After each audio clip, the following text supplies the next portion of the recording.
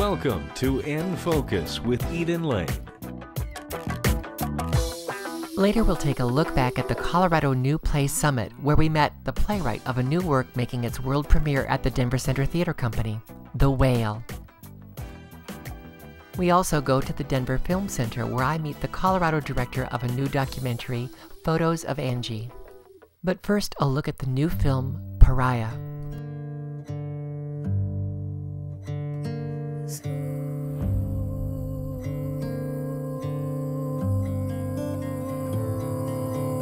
Heartbreak opens onto the sunrise, for even breaking is opening. And I am broken. I'm open. See the love shine in through my cracks. See the light shine out through me. My spirit takes journey, my spirit takes flight, and I am not running. I am choosing.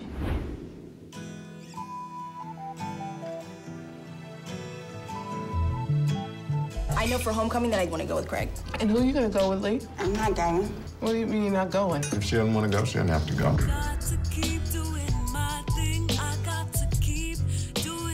For some reason, Lee just doesn't like anything I pick out for her anymore. You look beautiful, baby. This isn't me. There's this new women's club up there by the liquor store. You haven't heard anything about it, right?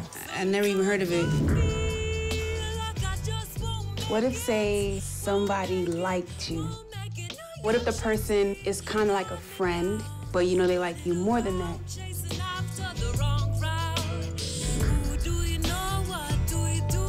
I told you, I talked to Alike. Everything's fine. Did you ask her? No, because I don't have to. You don't want to face the facts. No, You don't damn it, wanna that's not face the true. damn Look, facts. you- Your daughter is turning into a damn man right in front of your eyes, and you can't even say it. I am broken. I am broken open. Breaking is freeing. Broken is freedom. I am not broken. I'm free. I got to keep doing my thing. I got to keep doing my thing. The impressive star of Pariah, Adepero Oduye, won the Rising Star Award at the Starz Denver Film Festival, and we had a chance to meet with her. I got to see your film, Pariah, during this film festival for the first time. Oh, wow. So, you know, I knew I was going to be walking into something good, but I had no idea what a special piece of work this would be. Oh, thank you. I know there's a very interesting story about how you got on this project. Yeah. You started with it when it was a student film. Yeah, it was Dee's graduate thesis film, and I got an email about the posting of this project, and I just wanted to be a part of it. It just sounded like something that I'd never seen before, and I mailed her my picture for an extra, like to be an extra in the film, not to be the lead. And she called me. Had you read the breakdown? I read the breakdown, and it was Alike, Laura, boom, boom, boom, and the last thing was auxiliary high school students. And I thought, okay, maybe I'll be able to, do. I don't know what I was thinking, but. Dee wanted me to come in for Alike, and yeah, I went in. I borrowed my little brother's clothes, and I had a really great. I think that's hysterical. Fun. You borrowed your brother's clothes. Yes. To go in. Yeah, character. yeah. Because I kind of knew what this character. I just kind of knew. I had a sense of what she kind of like dressed or looked like, and so. Yeah, I went in. I had a really fun audition, and then a couple of callbacks, and yeah, I got the role. And the funny part about that you sort of left out is that you almost didn't become an actor. Yeah, I was in school. I was in school pre-med. The route was to be a doctor, and in college I realized it's not something I want to do. And that's part of what college is for, figuring out what you want to do. Yeah, totally. And it did it well. It did the job very well. It totally. As I knew that this wasn't for me. And what prompted you to sign up for that first acting class? Well, my father passed away, and so I knew I knew that I didn't want to do that anymore. And because I'd finished all my pre-med requirements, so senior year was the only year where I could take classes that I actually wanted to take. Yeah, and so I took an acting class, and I loved it. I went to every Was single. it just a lark, like, well, maybe I'll try an acting class? Or you know what? was I it think something you had secretly thought? I think I heard other people, like people in my circle, who were taking acting class, and I was like, oh. And they were talking about how fun it was, and I was like, oh, if they could take it, then I should take it. You know, I think I could take it too. And so, yeah, I took it and I loved it. I loved it. It was challenging. It was fun, and I wanted more. And so I kind of. And then you began honing your craft after you got that bug by working on other student films in Yeah, Europe. I kind of started in the bottom and just, you know, anything I could do to get any kind of experience, and, you know, did a lot of student films, which is a great way to kind of Get hone, comfortable yeah, on to a get set. comfortable on your set and learn a lot of things. 'Cause everyone's kind of learning together on a different, on many different levels, and so, you know, you're not like wasting anyone's money. You just, everyone's learning, and so yeah, it's been really great. It's really collaborative in that way. Very collaborative. And that brings you back to where you said you got involved with PARIAH because Dee wrote this as a full-length script, but sort of condensed it for her student film. Yeah. And there you were. Yeah, and you know, and so when we did the short, it was always her intention to do the feature. They always knew that they wanted to do the feature, and to do the feature with me and Pernell, who plays Laura. Another amazing performance. Yes, she's, oh my God, she's fantastic. So yeah, they were very clear from the very beginning, and so, you know, stuck true to their word, and yeah, here we are. Well, from there, the short was so well done and so well received that you got to be part of the Sundance Lab. Yeah. And I know you talked about how you worked on certain difficult scenes, and that's part of what that's for. What was that like when you realized, I wandered into an acting class in my senior year of college, and I've done some student films, but I'm here at the Sundance Lab. Did you even have a sense of what that weight Yeah, really was? I knew at that point I had some sense because we had gone to the film festival with the short the January prior, and so, you know, it's like Robert Redford, it's like you're sitting in orientation at the lab and Robert Redford is right there, and you're like, oh my God, that's Robert Redford. So it's just kind of like, definitely one of those like, pinch me, pinch me, pinch me, you know, and Robert Redford's shaking my hand and thanking me for being here, and I'm like, why are you thanking me? I'm thanking you. And, you know, and Sundance is just a great organization because what they do just to encourage and nurture independent artists. And, you know, they provide everything, housing and food, and just a place to kind of like workshop and work through your projects. And so, totally surreal, an amazing experience. So after that, how soon did you begin shooting on the feature version of this script? So the lab was in 2008, June of 2008, and we shot the feature in December of 2009. So there was a bit of time, and I think I'd done a couple of plays in between, and yeah, I was actually doing a play when I got the call that the film had been greenlit and that we were gonna shoot in like 3 weeks. And so it was very, very fast when it all happened. Yeah, exciting. After you left that play, what play was that, by the way? It was a play at Yale Rep called Eclipse by Denai Guerrera, about Liberian women during the Civil War in 2003. So you were drawn to this light, fluffy material then. And people always, a lot of my friends, they're like, you really like some heavy, intense stuff. And I mean, it's the most interesting work for me personally. So, I mean, I wanted to be an actor to do kind of meaty roles. Yeah, like really meaty and just really meaty roles and stories. And so that's kind of like what I enjoy. Well, in the intro, we sort of gave the viewers a taste or a sense of what PARIAH is. But when you're explaining what PARIAH is, how do you explain it? It's about a girl who's juggling multiple identities. She knows she's gay. She's not out with her family, and she's just trying to be many different things that people want her to be. And at this point in the film, she's trying to figure out who she wants to be, who she is. How did you find your way into this character whose experience is so specific? Yeah, I kind of came to this role from, when I first read the script, I immediately related to that feeling of not feeling free, like kind of feeling held back, and just knowing that there's a part of you that is like fearless and awesome and just courageous, and it's just covered with all this stuff, with all this conditioning, like family stuff, environment stuff, and trying to strip away all of that to just be free, to feel comfortable in your skin, to love yourself, or begin the process of learning to love yourself.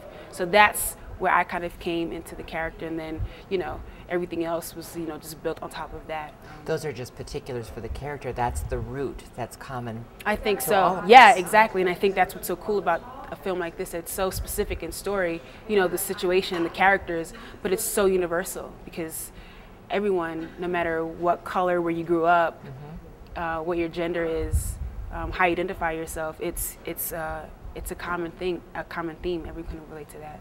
I love the fearless nature of this project in that we don't see very many coming out stories anymore that don't end in tragedy. Yeah. That seems to be sort of the Lifetime movie of the week kind Yeah. of tone they take.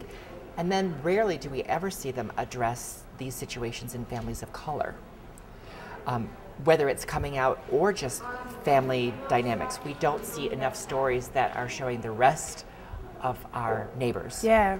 Do you feel the weight of that when you're working on a project like this, or is it just the story? That's a good question. I think, no, I don't feel the weight of that. I think it's just that thing of, you just kind of start from the specific, and you just start with that, and that's kind of where we all started. And seeing how universal it's become has been really, I mean, just really awesome.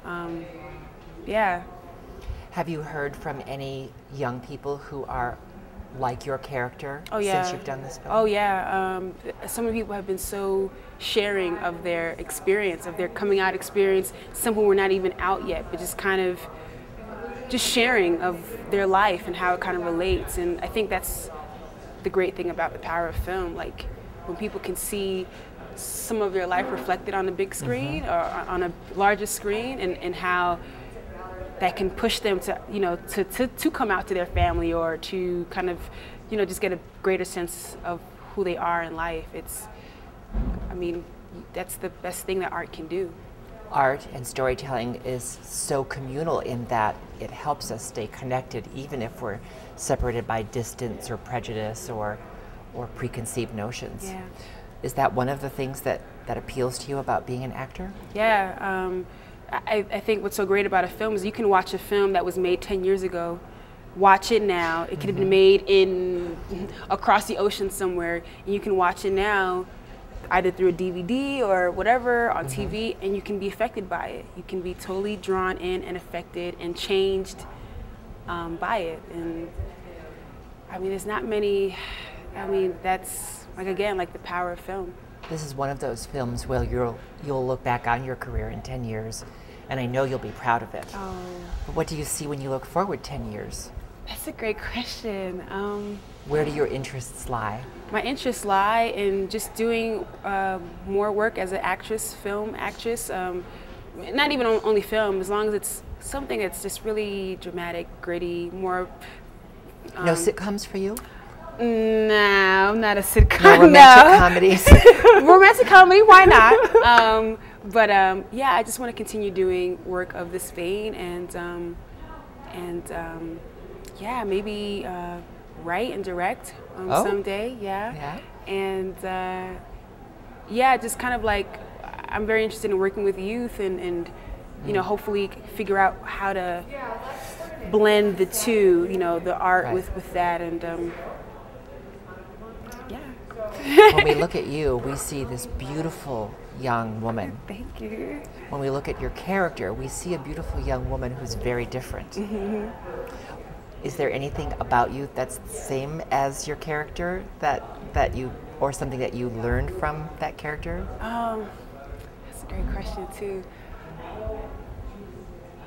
You know, I think Alike's continued willingness to kind of put herself out there, I can relate to, you know.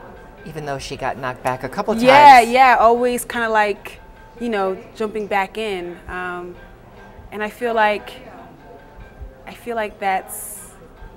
relate to that, you know, especially being an actor, and just, you know, you go through so many experiences that, you know, it's life, you know, you get some, it's not a smooth road all the time, but, you know, you can either let that keep you down, or you can just say, you know what, I believe in who I am, I believe in the beauty of my dreams, and I'm going to just keep going forward. And So And that, just choosing doesn't mean you're running. yes, exactly. And when you get to a choice when you get to a point when you know that you do have choice, you always have choice. You always have a say in your life and how you choose to live your life. You can let stuff that's happened to you in the past kind of hold you down, or you can just say, you know what, that happens, or this thing happened, or someone said this thing to me, but I know who I am, I know what I want, and I'm choosing to move forward in spite of fear or whatever. I so appreciated your work in telling this story that doesn't get told often enough. Thank you. And I really can't wait to see what you do next. Thank you so much, Eden. Thank you. A real pleasure and honor to talk with you. Thanks for having me. You can join us for a special screening of this film and like us on Facebook and enter your comment for a chance to win free passes. During the last Colorado New Play Summit, I met with the playwright of The Whale and the director of that reading. Gentlemen, thank you for sneaking down here before you make your way to the closing reception and party. What does it feel like to have seen both of your readings this weekend of The Whale? Well, I mean, it's always amazing to have this new play that, you know, I've heard it, you know, a couple times, but I haven't heard it certainly in front of this many people. And what's interesting is that we had a chance to do two separate readings, and so one for industry and one for the general public. For the general public, and actually the order that we did is the first one was for the general public, and the second one was for industry. And what was so nice about it is the actors really got a chance to settle into it the first time around, because I really think the second reading was probably the better reading of the two. And it's just, you know, these processes are always so quick and kind of dirty, you know. I mean, even though we only had 4 days of rehearsal, I thought we actually really kind of excavated the play really well, you know. Give me the log line of what your play is about. Basically, it's this man who is morbidly obese, has been basically eating himself to death for the last 15 years, had left his family previously to start a relationship with a man, and now he's dying of congestive heart failure. In the last few days of his life, he's desperately trying to reconnect with his estranged teenage daughter by doing the only thing he knows how to do, which is by teaching her to write a good essay. And directing a piece like this for a staged reading is very different than doing a full-on production. That you alluded to the compression of time. How did you approach that with such a serious topic? Well, I think sometimes readings are the best way for us to actually experience the play first. I think at some point we'll go into full production. I remember first reading the play and I was completely bereft. I was just completely shattered. So the question was, how am I going to not replicate, but how can I best access the same feelings I had when I first read the play for the audience to experience it in the same way that I had done so. So we spent a few days in the room really going through every pore, every DNA of each character and the world that Sam had beautifully painted and constructed. And in the end, I think we did service by reading this play for what it is. And I think the most important thing is to get the play out, the story as clear as possible. And more importantly, for you to feel what all the characters are going through. How did you get connected to the Colorado New Play Summit? Is this your first summit? Yeah, for both it's your summit first, right? No, Yeah, first. Yeah, okay. No virgins. Yeah. No more. Well, I guess it was that Doug Langworthy, is he the literary manager, is that his title? He was the lit manager here, saw a play of mine in New York called A Bright New Boise, and it was playing in New York last September, and he really enjoyed it. And I think he liked that a lot of my writing I'm from Idaho originally, and a lot of my writing has to deal with Idaho. And I think he liked the sort of Rocky Mountain appeal to it. That connection to the West. Exactly, yeah. And so I think he introduced himself to me after the show and asked if I had any plays I was working on, and I had this new play that I guess at the time it had 1 or 2 readings and a little bit of workshop, and it was in a second draft, and I sent it to him, and it fit into the festival. So. Since neither of you have been here before, what was the casting process like? I only brought in one actor, which is John Appicello, who played the lead, whom I worked with in 3 productions when I was working in LA. He's amazing. Yeah, and I just knew that he would slip into the role beautifully and understand Sam's world and Sam's character. And the other 4 were given to us, and we had a great time learning who they are as actors and actually bonding with them beautifully throughout the entire process. I know it's been a long and sort of arduous week, but a really fun weekend, and I know you're anxious to get to the reception and have a good time. I really appreciate you giving me a few minutes to talk about your experience at the Colorado New Play Summit. Thanks so much. Thank you very much. Thank you. One of 3 plays selected out of the Colorado New Play Summit to receive a full production, The Whale runs through February 19th at the Ricketson Theater. Visit denvercenter.org for tickets. Now we visit the Denver Film Center for a documentary by a Colorado filmmaker. The film chronicles the life and murder of Colorado teen Angie Zapata, and we see her family cope with the national attention focused on the trial of her murderer. Photos of Angie. The director, Alan Dominguez, was on hand to speak to the audience and introduce Angie's family. As a Colorado filmmaker, it seems natural that you would make films about Colorado subjects, and Photos of Angie is very definitely a Colorado subject, but there's not a clear connection about how you came across this story. So how did you decide to devote so much time to a full-length documentary? Sure. When I followed the story very casually when it was happening during the trial of Angie's convicted murderer. And what I discovered is that the case had a lot of ironies that I found very interesting. The fact that Angie is from such a marginalized community, that she is in a marginalized place. Greeley is definitely off the beaten path, and it has a very conservative political background to it. And the fact that this very progressive legislation was test-cased in a very conservative part of our country really intrigued me. And so I think that was really the jumping off point. Your structure, we get introduced to Angie at the beginning of the film, and we sort of, you've woven in the trial in and around her family's remembrance of her and how she revealed herself to the family. How did you come across that structure? You know, what I wanted to do is I wanted to focus on the trial in order to, because I think that gets a lot of people interested. It's when you describe the context of the trial, it's very natural for a lot of people to find that interesting. But at the same time, I didn't want Angie's self to be lost. I was very interested in that discovering herself. How did she know this is what she was? She went from being Justin to Angie in a very short amount of time, and that transition really interested me. And I don't think a lot of people really understand it. And so the folks that we interviewed that talk about that really put it very, very, very simply and very beautifully, and so that anybody that is curious about what it means to be transgender can connect with it. I noticed that the experts that you're referring to, or transgender people who are giving their insights into what that process is, they were all Caucasian. And I'm wondering, was that because it was difficult to find women or men of color who were transgender, or was that just who was accessible to you because you wanted to do it locally in Colorado? It's mostly who was accessible, and then the folks that we interviewed they had some connection to the trial. There was Dr. Kelly Winters was present at the trial, was a huge support to the family. Angela Palermo was a trial watcher, and was definitely reporting back. Was taking what she was seeing and then reporting it back to her community, and that personal connection is what I found. That was the reason I included them. What did you learn in making this film? You know, I could talk for a long time about what I learned. I think the first thing that comes immediately to mind is that gender identity has a lot of shades of gray. And instead of being frightened of those things, I think Western society should be much more accepting than what we are. And I think it's a great tragedy that we're not. So that is the first thing that I took away. And then the second thing was really just a profound love and appreciation of Angie's family. The close nature of Angie's family, the Zapata family, comes through clearly in your film. Sure. Do you still have a connection with them after this film has been completed?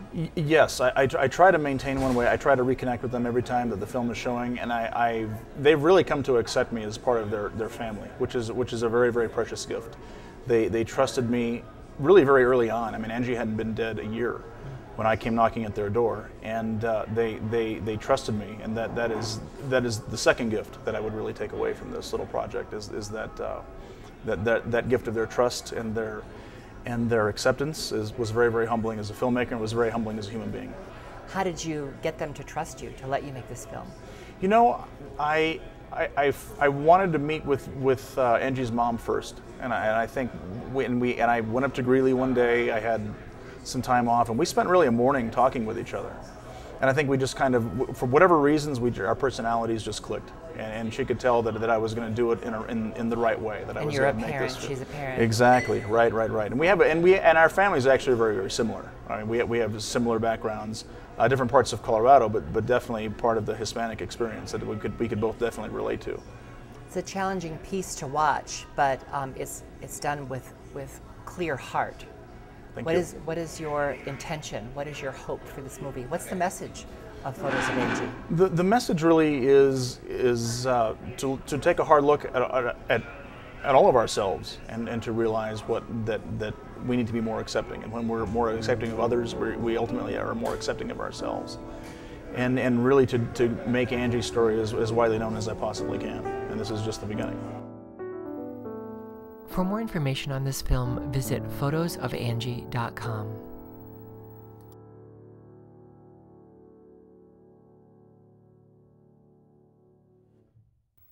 Changing gears, we note that the Cirque du Soleil production Michael Jackson The Immortal World Tour arrives at the Pepsi Center tonight.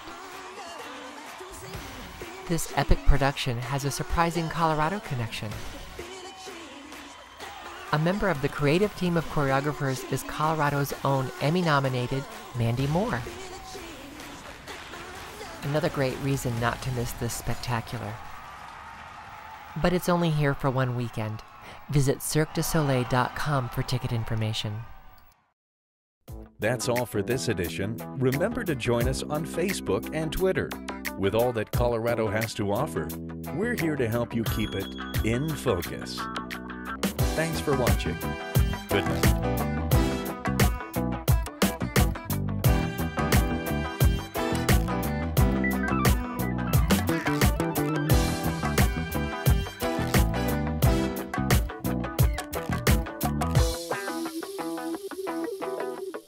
Snugglebug.